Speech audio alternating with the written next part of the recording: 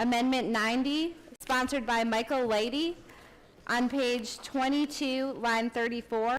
The proposed amendment is to insert after the words public option the following. The best way to achieve this goal is through a Medicare for all healthcare system that builds upon the ACA and gives everyone in this country the freedom to get the medical care they need when they need it. 1 minute of introduction. All right, I think this crowd might be a little familiar with the issue of Medicare for All, since it has been the legacy of the Democratic Party since Franklin Delano Roosevelt. I rise on behalf of the National Nurses United, Michael Leidy from the great state of California, where Leader Pelosi supports Medicare for All. Lieutenant Governor Gavin Newsom, a Hillary Clinton delegate, has signed a letter supporting Medicare for All. The members of every union in this hall support Medicare for All, including the AFL-CIO, the Service Employees International Union. Do we have 15 seconders? Do we have 15 seconders? 15 seconders. Your 5, I take it you want to use your 5 minutes. I do. We're going to let you use your 5 minutes. Just remember, you got a bunch of people behind you. That's number 1. Number 2, would you identify yourself? Michael Leidy from the great state of California. There we go. Start the 5 minutes. We need to start thinking big, not small. And when we think big, we think outside of the status quo, and we ask ourselves a very simple question. How can every other industrialized country on earth guarantee health care for all our citizens, and the U.S. has not?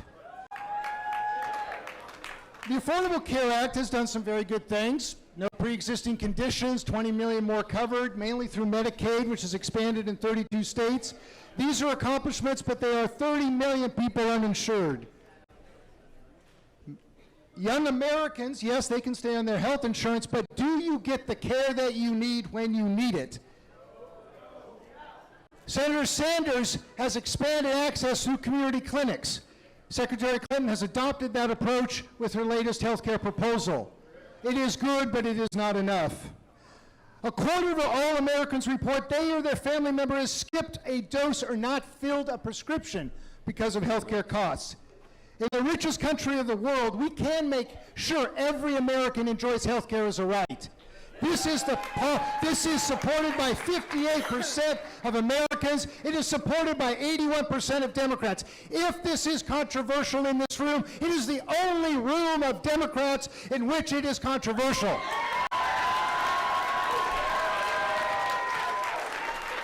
The 185,000 registered nurses of National Nurses United will not give up on their patients. They will not give up until we guarantee health care for all, and they will not give up until we have Medicare for all. We ask you to join us in the legacy of what this party represents. It is our time. It is our responsibility. It is our moral calling to deliver the care that patients need when they need it without interference of insurance companies. Thank you.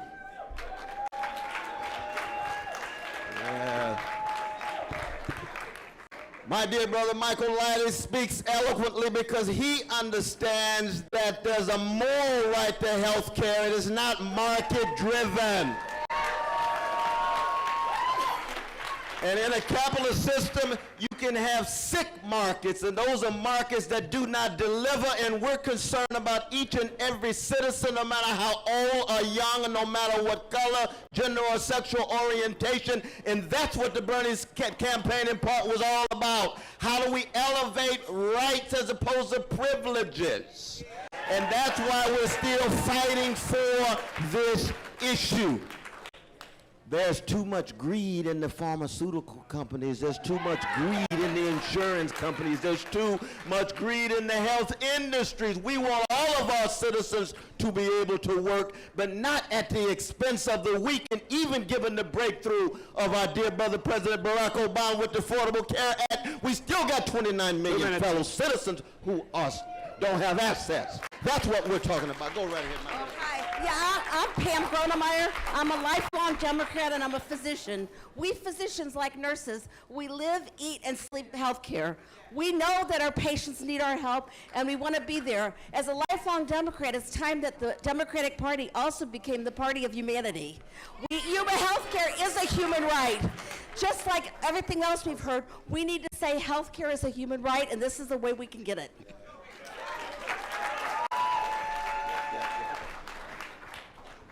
My name is Terry Tucker. I'll say very, very fast. We have a wonderful initiative in Colorado. It's called Amendment 69. We need to try this. Let us try it. 1 minute. I'm C. Cole Dillon from Chicago. If not having health care is bad, in communities of color for women, it is a tragedy. The leading cause of death for black women between the ages of 25 and 35 is HIV/AIDS. Black women predominantly live in the states of the old Confederacy who all opted out of the Affordable Care Act. We need health care. It is a condition for us to have life, liberty, and to be able to pursue happiness. All right, thank you all very much. 5 minutes is up. 30 seconds, go ahead. I'm Carly Stevenson from Indiana. I am on Obamacare, and while I'm very grateful that I have access to it, it is not enough. I can go to the primary care doctor, but I cannot get tests because I cannot afford them. My aunt lives in Canada, and she goes to the doctor when she is sick, and she started a business because she could afford to leave her job because her health care is guaranteed. I believe that every single human being has incomparable worth, and Medicare for All shows that we all believe that too. Thank you. Thank you. Thank you very much. If we can clear the area in opposition. Thank you, Mr. Chair. I'm Dave Coulter from Michigan. I actually have good news for my fellow Democrats. The health care agenda that was released just today by Secretary Clinton, which was negotiated with Senator Sanders, gives us another opportunity for a unified position on a critical issue.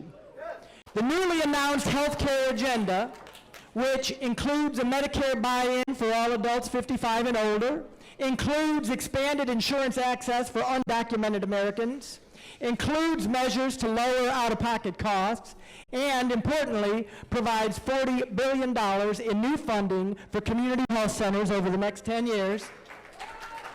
This health care agenda was called today by Senator Sanders a significant step forward to get us closer to the day when everyone in this country has access to quality, affordable health care. Therefore, I request that we vote down this particular amendment so that we as Democrats can remain united in our goal that we've all fought for generations, which is universal health care as a right for every American. Thank you. Okay. Governor Beshear, are you coming up? Okay. Governor.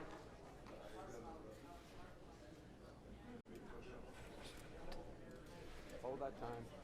Okay. Governor. Yes, in opposition. Ladies and gentlemen, my name is Steve Beshear.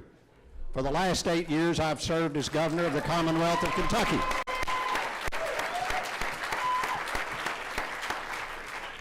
There's a basic difference, as we in this room know, between the Democratic Party and the Republican Party when it comes to health care for every American. We believe that every single American deserves affordable, quality, accessible health care. They don't. They don't. They believe that if you can't afford it or you're too poor, you don't deserve it. Look at what happened when we passed the Affordable Care Act in every southern state with a Republican governor.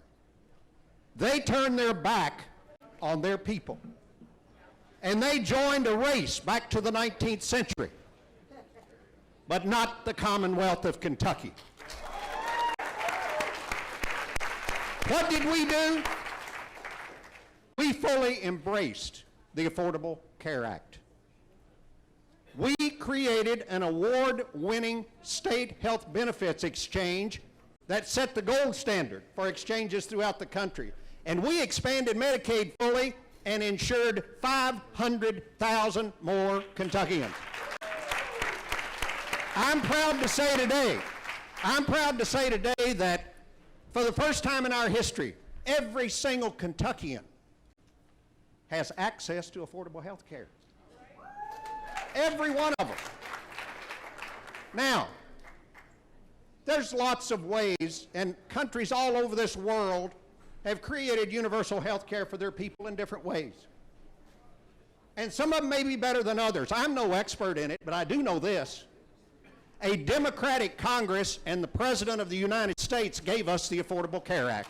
And thank God they did. They gave us the tools that will enable us eventually to ensure every single American with affordable health care.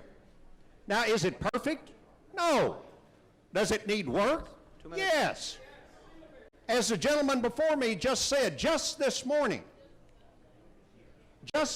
Secretary Clinton announced further plans, including providing a public option under the ACA, including expanding Medicare down to age 55, including more money for community health centers.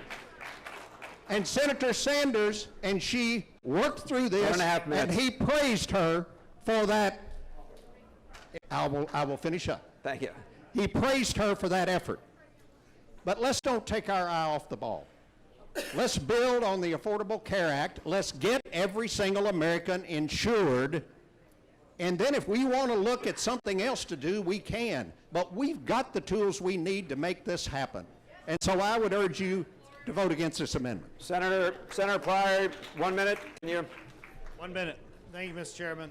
I'm Mark Pryor from Arkansas, and let me just say that Medicare for All is not building on the Affordable Care Act, as it said. That's a different approach to health care reform. And I understand the appeal of a single-payer system. I really do. A lot of economists think that's the best way to go. A lot of healthcare people think that's the best way to go. But this platform is about politics. I want to be personal just for 1 minute, and that is that when you look at what President Obama passed in the Affordable Care Act, it was the single greatest legislative accomplishment in a generation. And what this amendment says is, you know what, President Obama? That great accomplishment just isn't good enough. We're going to reject that, and the Democratic Party wants to do something else. I don't want to do that to our president. I do not want to do that to our president. I think that we need to stand by the president, and I think that the language in the draft is very strong. It's as strong as we've ever seen in a Democratic platform. I encourage people to vote against this amendment. And that ends the debate. I'm going to call the question. I'd like a roll call vote, Mr. Chair. We'll do a 30-second vote. If you could set that up, please. Let's move this along. 30-second. Please do not vote until I ask for the vote. Please.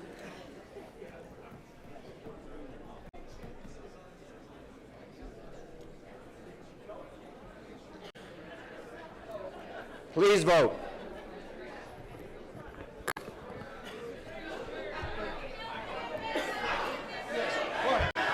Yes.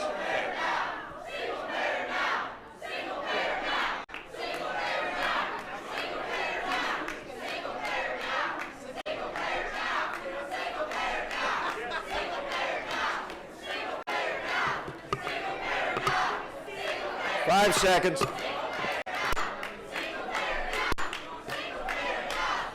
It fails. Next amendment, please.